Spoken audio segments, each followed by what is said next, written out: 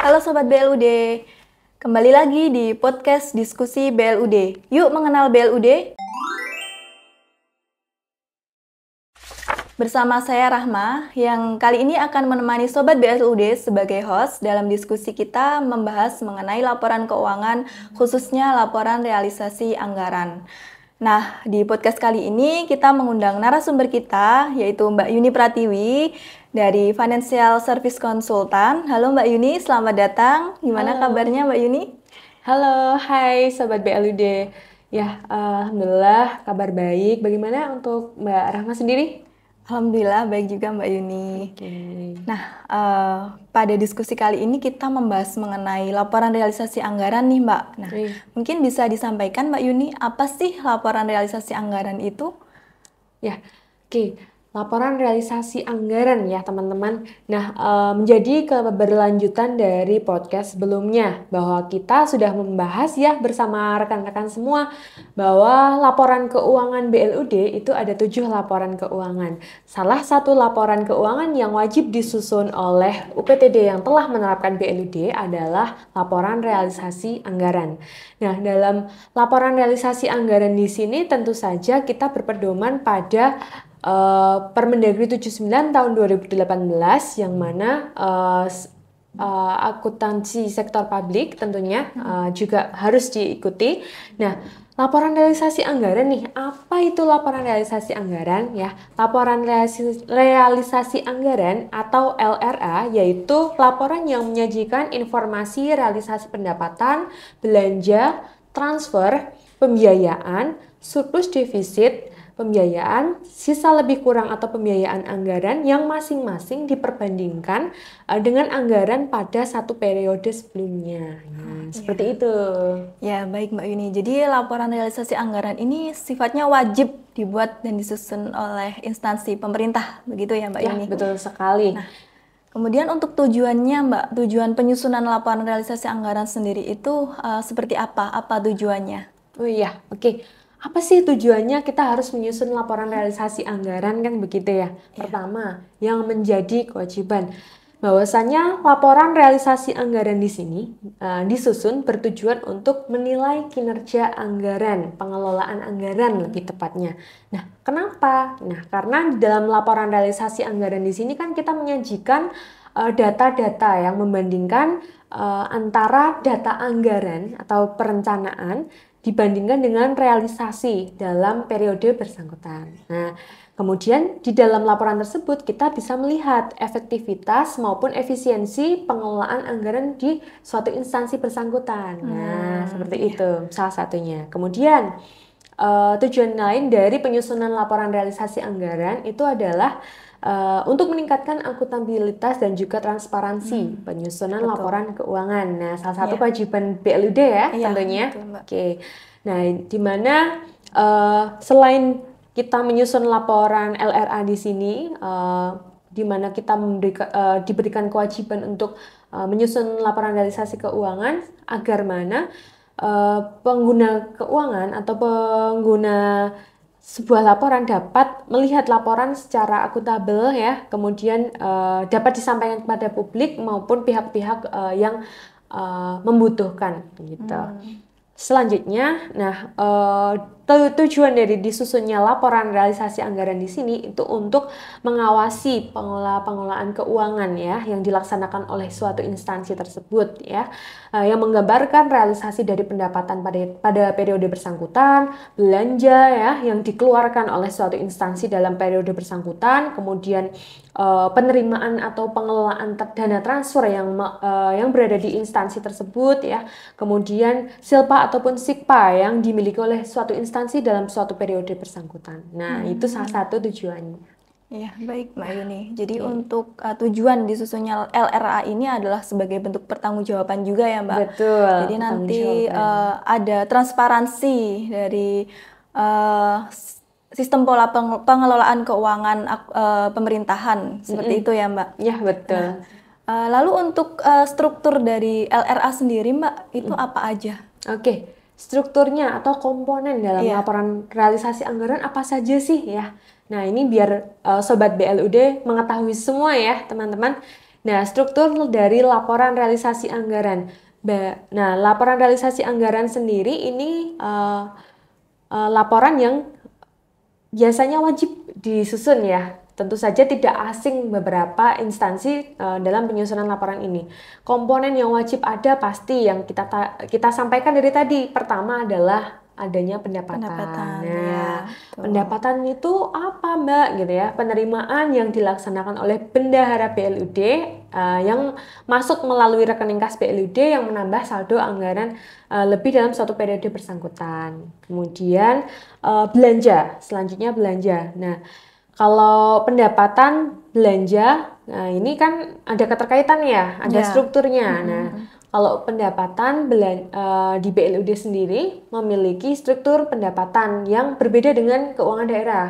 Wah, apa itu pendapatan BLUD? Nah, pendapatan BLUD itu dibagi menjadi 5 jenis, yaitu pendapatan dari jasa layanan, pendapatan dari hibah, pendapatan dari hasil kerjasama, pendapatan dari hasil lain-lain BLUD yang sah, kemudian pendapatan dari APBD. Jadi untuk pendapatan BLUD itu ada rinciannya ya, Mbak? Betul, ada rinciannya. Nggak cuma pendapatan BLUD saja, bukan, tapi ada breakdown-nya lagi, gitu. Selanjutnya, tadi pendapatan sudah nih. Nah, yang kedua adalah belanja. Nah, belanja ini apa? Nah, belanja ini adalah pengeluaran yang dilaksanakan oleh suatu instansi untuk kegiatan operasional instansi itu sendiri. Nah, belanja juga ada beberapa subnya lagi, Mbak Rahma. Jadi ada beberapa jenis belanja gitu di dalam BLUD. Yang pertama adalah belanja pegawai, kemudian yang kedua adalah belanja barang dan jasa, yang ketiga adalah belanja lain-lain, kemudian ada belanja modal, di mana belanja modal ini ada breakdown-nya lagi. Apa aja? Belanja modal tanah, modal gedung bangunan, kemudian modal peralatan dan mesin, modal jalan jaringan irigasi, kemudian belanja modal aset tetap lainnya. Banyak sekali bukan? Banyak sekali ya Mbak Yuni. Jadi harus terperinci ya Mbak kalau menyusun laporan LRA BLUD itu. Betul sekali. Kemudian komponen lain nih selain pendapatan dan belanja, karena udah sering nih pendapatan dan belanja itu diketahui. Nah, selanjutnya adalah pendapatan dari transfer. Pendapatan dan pengeluaran dari transfer. Apa ini maksudnya pendapatan atau pengeluaran dari transfer? Nah, ini adalah penerimaan atau pengeluaran uang ya, pada suatu entitas ya pelaporan yang masuk dalam dana perimbangan atau kalau di BLUD sering masuk ke dana APBD gitu. Apa saja? Nah, kalau di puskesmas itu DA-kanan fisik yang sering disampaikan adalah BOK. Kemudian ada DA-kanan fisik untuk rumah sakit. Ada dana alokasi umum ya. Nah, itu salah satu contoh-contoh dana transfer yang masuk di sumber BLUD di laporan LRA gitu. Lanjut lagi, tadi pendapatan sudah, belanja sudah, kemudian transfer juga sudah kita sampaikan. Selanjutnya adalah terkait dengan pembiayaan. Nah, untuk pembiayaan di sini ini adalah suatu penerimaan ataupun pengeluaran yang akan diterima ataupun dikeluarkan kembali ya pada suatu periode tertentu. Nah, apa saja itu Mbak? Untuk pembiayaan sendiri. Penerimaan pembiayaan sendiri dibagi menjadi dua Mbak Rahma. Penerimaan pembiayaan dan pengeluaran pembiayaan. Nah, kalau penerimaan pembiayaan sendiri itu ada strukturnya lagi atau subnya. Wah, apa saja? Yang pertama adalah penerimaan atas penggunaan silpa tahun sebelumnya. Yang kedua yaitu penerimaan kembali atas investasi. Ya. Kemudian yang ketiga adalah penerimaan dari pembiayaan hutang jangka panjang kepada pihak bank ataupun pihak non bank ya. Nah, untuk pembiayaan operasional. Selanjutnya untuk pengeluaran pembiayaan, nah itu nanti juga ada subnya lagi.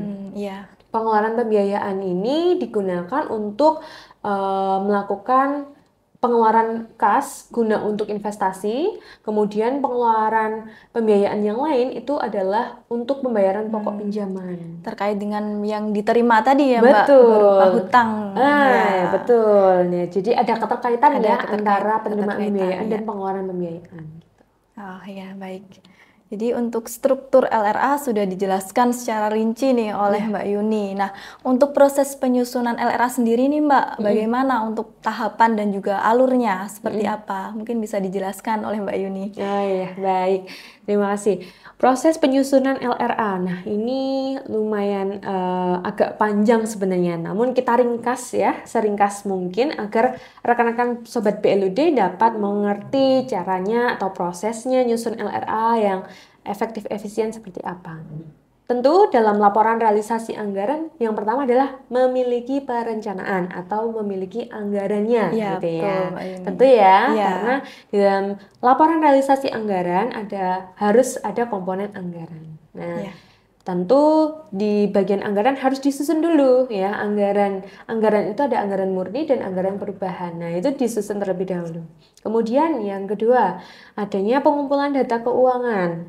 Nah, pengumpulan data keuangan baik untuk data penerimaan BLUD maupun data pengeluaran BLUD, data transfer maupun data pembiayaan jika Iya. ada seperti itu. Ya. Karena tidak semua itu ada pembiayaan ya Mbak. Iya, Semua betul. instansi tidak pasti ada pembiayaan, namun pasti ada penerimaan dan juga belanja. Ya, betul sekali. Oh, Untuk iya, pendapatan dan belanja itu pasti akan ada. Nah, Iya. kalau penerimaan untuk pembiayaan jarang. Namun beberapa instansi dia selalu menganggarkan penerimaan pembiayaan di anggaran perubahannya. Oh, Nah, iya. seperti itu. Oke, selanjutnya dalam proses penyusunan LRA dilakukan identifikasi dari sumber data keuangan yang tadi dikumpulkan oleh bendahara, kemudian dilakukan identifikasi data keuangan atau data sumber. Nah, setelah dilakukan identifikasi baru kita lakukan pencatatan di BKU atau buku kas umum. Nah, Iya. untuk penerimaan dicatat di BKU apa Mbak Rahma? Untuk penerimaan jadi dicatat di BKU penerimaan. Ya, betul. Nah, Ya. kalau pengeluaran juga masuk ke BKU pengeluaran. Iya, Mbak Yuni. Nah, pembiayaan juga nanti ada BKU-nya sendiri. Ya, gitu. khusus BKU pembiayaan ya, Mbak Yuni. Iya, tentu saja. Nah, setelah dari BKU ya, kemudian dipertanggungjawabkan nih sama bendahara BLUD, bendahara penerimaan dan pengeluaran.